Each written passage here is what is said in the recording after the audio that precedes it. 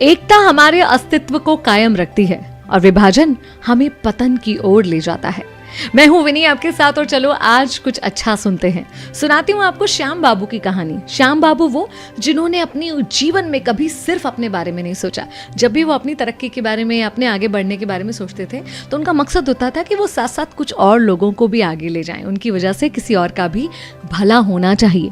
और इसी तरह की अच्छी सोच के साथ अभी कुछ महीनों पहले ही श्याम बाबू ने कपड़ों का एक नया शोरूम खोला था। शोरूम खोला और उसके बाद ये पेंडेमिक, ये आपदा आ गई, व्यापार लगभग ठप हो गया। आज श्याम बाबू जब काम पे जाने के लिए तैयार हो रहे थे तो रोज की तरह उत्साहित नहीं थे, बल्कि चिंतित थे। उनसे तो ठीक से नाश्ता भी नहीं किया गया क्योंकि मन में बहुत सारे विचार चल रहे थे। घर से निकल रहे थे और मन ही मन सोच रहे थे कि हे ईश्वर, आज ही मुझे क्या करना पड़ रहा है। आज मैं जीवन में पहली बार किसी के पेट पर लात मारने जा रहा हूँ, लेकिन क्या करूँ, मेरे तो खुद के ही खाने के लालू पड़ने की नौबत आ गई है। शोरूम खोला था, 4 बच्चों को काम पे रखा था, 2 लड़कियों को और 2 लड़कों को। अब जो दोनों लड़कियां हैं वो तो लेडीज सेक्शन देखती हैं। थोड़ा बहुत व्यापार जो आता है लेडीज सेक्शन से ही आता है, उनमें से तो किसी को नहीं निकाल सकता। और वो दोनों काफी गरीब भी हैं। बचा प्रीतम। प्रीतम तो उसके घर में इकलौता कमाने वाला है, अधेड़ उम्र का हो गया, अब उसे कौन काम देगा। हाँ, राहुल नई उम्र का है। सुना है कि उसका बड़ा भाई भी कुछ कमाता है। राहुल का काम शायद चल जाए और राहुल चपल है, स्मार्ट है, उसे शायद कहीं और काम भी मिल जाए। हाँ, ऐसा करता हूँ, आज राहुल का ही हिसाब करूंगा। हे ईश्वर, मुझे क्षमा करना, लेकिन मेरे पास और कोई चारा नहीं है। ये सारे विचार मन में और श्याम बाबू दुकान की तरफ आगे चले जा रहे थे। दुकान पे पहुंचे तो ये 4 बच्चे पहले से वहां पहुंच चुके थे, अपना अपना काउंटर संभाल रहे थे, काम संभाल रहे थे। आज उन्होंने देखा कि सेठ जी अब दुकान में आए हैं तो उस उत्साह से नहीं आए। सबकी तरफ उन्होंने मुस्कान से देखा भी नहीं। तभी इनको प्रतीत हो गया कि कुछ गड़बड़ है। सेठ जी आज कुछ चिंतित लग रहे हैं। इतने में सेठ जी ने हिम्मत करके चारों को अपने पास बुला लिया।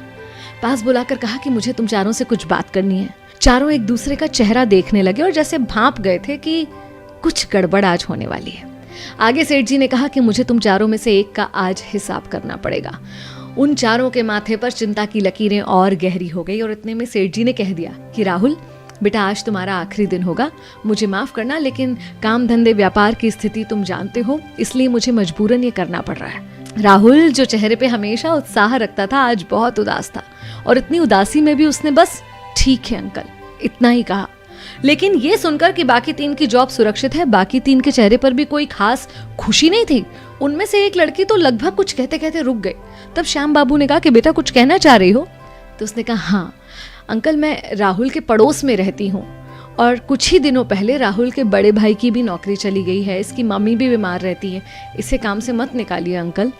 सेठ जी ने कहा मैं क्या करूं, मैं बहुत मजबूर हूं, मेरा व्यापार बिल्कुल नहीं चल रहा, मैं चारों को काम नहीं दे सकता, चारों को पैसे नहीं दे सकता। इतने में दूसरी लड़की ने कहा कि अंकल क्या ये संभव है कि आप हम चारों को जो 12-12 हजार रुपए देते हैं उसकी जगह 9-9 हजार रुपए दें, लेकिन नौकरी चारों की बनी रहने दें। ये सुनकर सेठ जी के चेहरे पर एक चमक और एक राहत आई और उन्होंने पूछा 9,000 तुम लोगों को कम नहीं पड़ेंगे? तो इन सभी ने कहा कि थोड़े कम पड़ेंगे, लेकिन किसी एक को कुछ ना मिले उससे तो बेहतर है ना कि हम सब थोड़ा थोड़ा कम ले ले। ये समय एक ऐसी ही सोच रखने का है।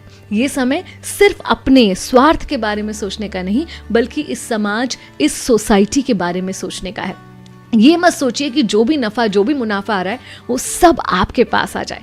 बस इतना सोच के देखिए कि कोई इस आलम में भूखे पेट ना सो पाए।